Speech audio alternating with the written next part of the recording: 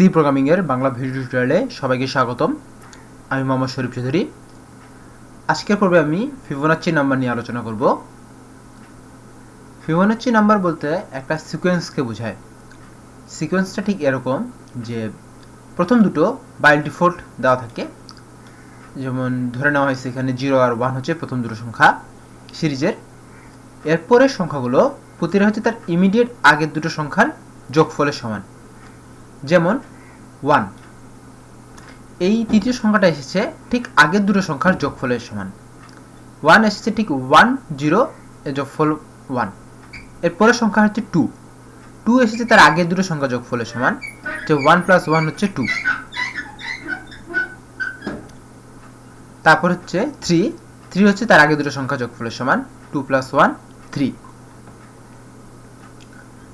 So এই সিকোয়েন্সটার আজকে আমরা বিভিন্ন রকমের আলোচনা করব, যে এই সিকোয়েন্সটা কীভাবে আমরা বিভিন্ন মান আমি কীভাবে খুব সহজে পেয়ে যেতে পারি সেটার জন্য প্রোগ্রাম। এখানে কীরকম প্রোগ্রাম আমি আলোচনা করব আজকে সেটা একটু ধারণা দিয়ে দেই। আজকের সমস্ত প্রোগ্রামটার হচ্ছে বেসিক যেটা আউটপুট আসবে সেটা হচ্ছে এরকম, যে স্যাম্পল ইনপুট হিসেবে দেওয়া থাকবে প্রথমে টেস্ট কেস, অর্থাৎ কতগুলো সংখ্যার আমাকে আসলে দেখাতে লাগবে। তারপরে একটা করে ইন্টিজার দেওয়া থাকবে এবং তত নাম্বার ফিবোনাচ্চি নাম্বারটা প্রিন্ট করে দেখাতে লাগবে।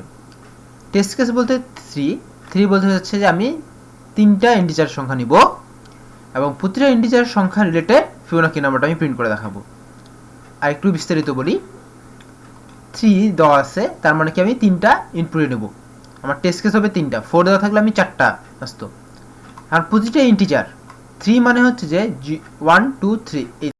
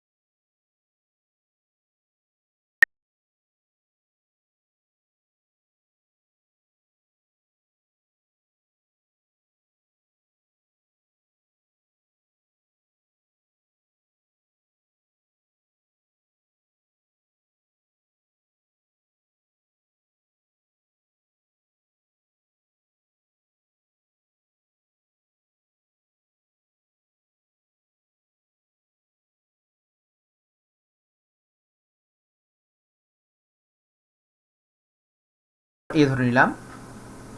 সিটা যদি বি কে ধরে নেই, তাহলে এই ক্ষেত্রে আবার সি ইকুয়াল টু হচ্ছে a প্লাস বি।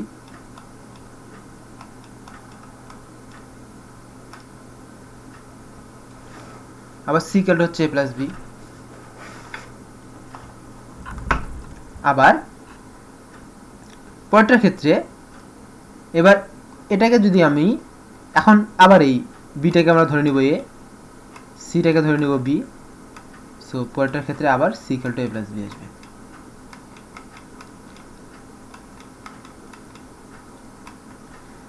একটু জটিল হয়ে গেল ব্যাপারটা,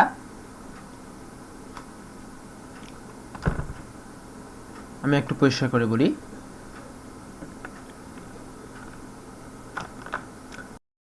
এখানে আমি যদি এটা প্রথম ক্ষেত্রে এ ধরি, এটা ধরি বি, এটা এ, এটা বি। সো এই ক্ষেত্রে এটা সি ইকুয়াল টু হচ্ছে এ প্লাস বি, তার আগের দুটো সংখ্যা যোগফল। সো এই কাজটা আমি বারবার রিপিট করব। আমি যখন এটার মান আমরা বের করতে যাচ্ছি, তার মানে কি এটা হচ্ছে আগের দুটো সংখ্যা যোগফল। আগের দুটো সংখ্যা হচ্ছে এটা সংখ্যা, এটা সংখ্যা যোগফল। এই দুটো সংখ্যা যোগফলের জন্য আমি এটাকে যদি আমি এ ধরে নিই, এটাকে যদি আমি বি ধরে নিই, তাহলে এটা হচ্ছে C equal to A plus B.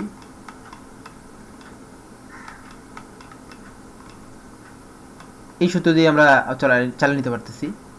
মানে বারবার কি করতে হবে যে প্রথম ক্ষেত্রে যখনই আমরা একটা সি এর মান পেয়ে যাব, এই মানটা যখনই পেয়ে যাব, তখন এই মানগুলো আমাদেরকে আপডেট করে দিতে লাগবে। এই মানটা পেয়ে যাওয়ার পর তখন কিন্তু আমার এই মানটার আর কোনো দরকার হচ্ছে না, কারণ পরের সংখ্যাটা বের করতে এ দুটো সংখ্যা লাগবে, এটা দরকার হবে না। সো এটাকে আমরা এ করে দেবো, এটাকে বি করে দেবো।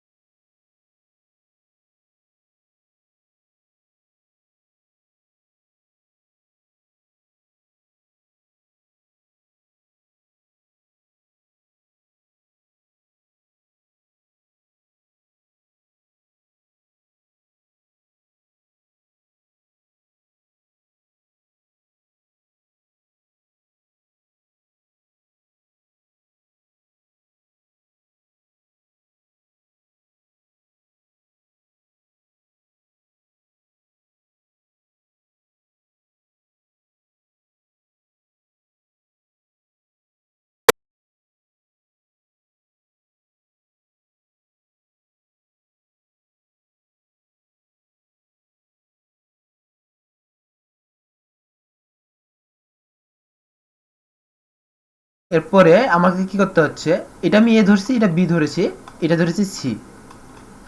সো পরের কাজটা হচ্ছে বি এর মানটা কি করে দেওয়া, এটার মানটা এ করে দেওয়া, এটার মানটা বি করে দেওয়া, যার ফলে আমি এই মানটা বের করতে পারি। এই কাজটা আমি করেছি, তখন কিন্তু আর এটা দরকার নেই। ঠিক আমি এই কাজটাই করেছি। এরকম করলে n সংখ্যক ফিবোনাকি নাম্বার প্রিন্ট হয়ে যাবে। সো আমি প্রোগ্রামটা যদি এবার রান করি,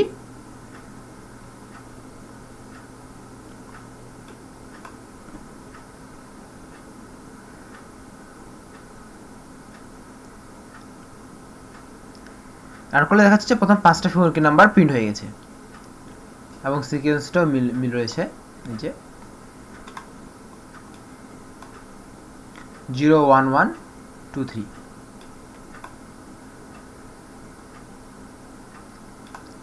আচ্ছা, এবার আমি একটু অ্যাডভান্সে আসি।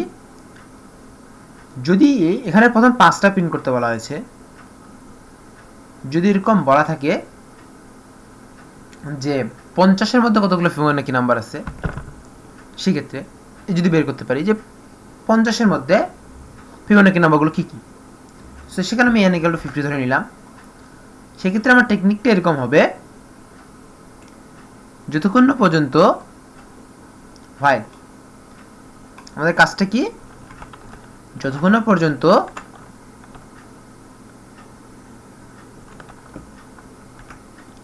এর মানটা যতক্ষণ না পর্যন্ত 50-এর নিচে অথবা সমান থাকবে ততক্ষণ পর্যন্ত কিন্তু কাজটা করবে। এতটুকু করলেই কিন্তু হয়ে যাবে। যেমন এই যে এই কাজটা করার ফলে কি হয়েছে, 0 1 1 2 3 8 40 34 পরেরটা কিন্তু হচ্ছে দুটো সংখ্যা যোগ করার ফলে কি হবে 55। সো সেটা হচ্ছে 50-এর উপর।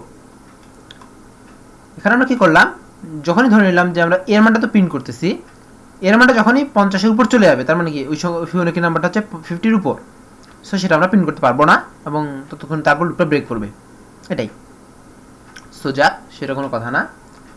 আমরা আবার আগের প্রোগ্রামটাতে চলে আসি যেখানে n সংখ্যক ফিবোনাকি নাম্বার প্রিন্ট করতে হবে।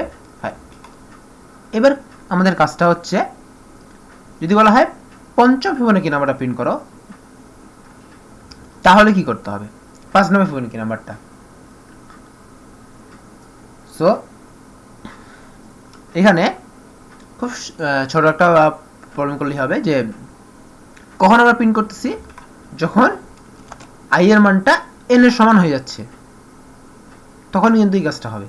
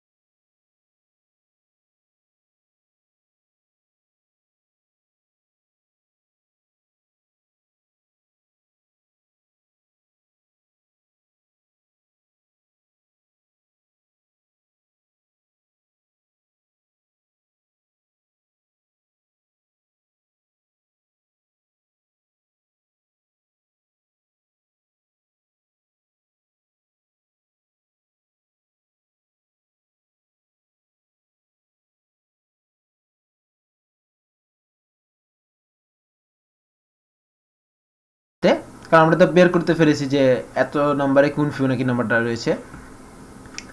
সো প্রথম কাজটা হচ্ছে এখানে টেস্ট কেস দিতে লাগবে, তো একটা ইন্টিজার নিতে লাগবে টেস্ট কেসের জন্য। টেস্ট কেসের জন্য একটা ইন্টিজারটি নিলাম। সো ফাইল টি মাইনাস মাইনাস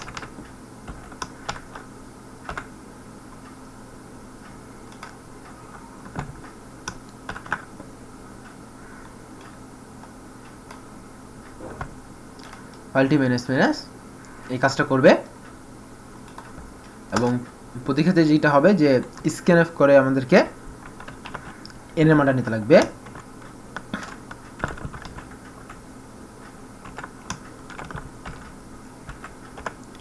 এখানে n এর মানটা 5 না দিলেও চলবে।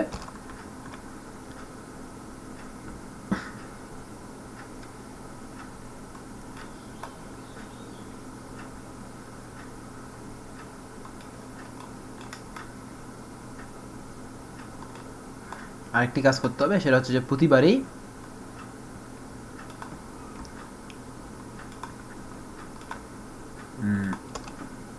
a আর b এর মানটা আপডেট যেন না হয়, a = 0 এখানে, b = 1 এখানে দিয়ে দিতে লাগবে।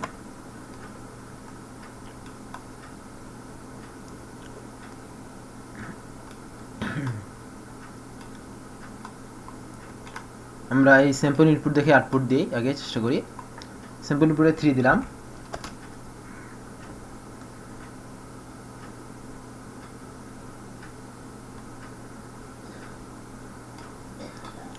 প্রবলেমটা হয়েছে এখানেই যে আমরা টি এর মানটা ইনপুট হিসেবে নিইনি।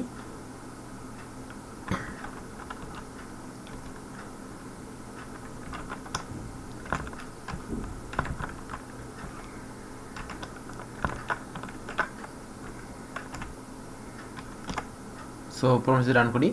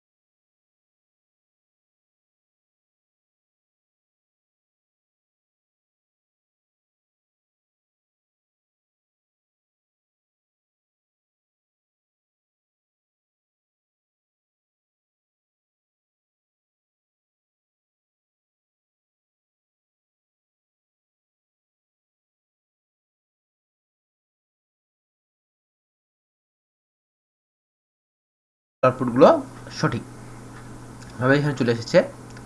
এবার আমি 1 ধরবো, 0, তারপরে সবার শেষেরটা 8 নাম্বারটা যদি আমি ধরি তাহলে 13 আসার কথা, 9, 21, তারপর 15, 377 এবং 5, 3। সো মোট 8টা এখানে ফিবোনাকি নাম্বার দেওয়া হয়েছে এবং শেষে 55 নম্বরে 3।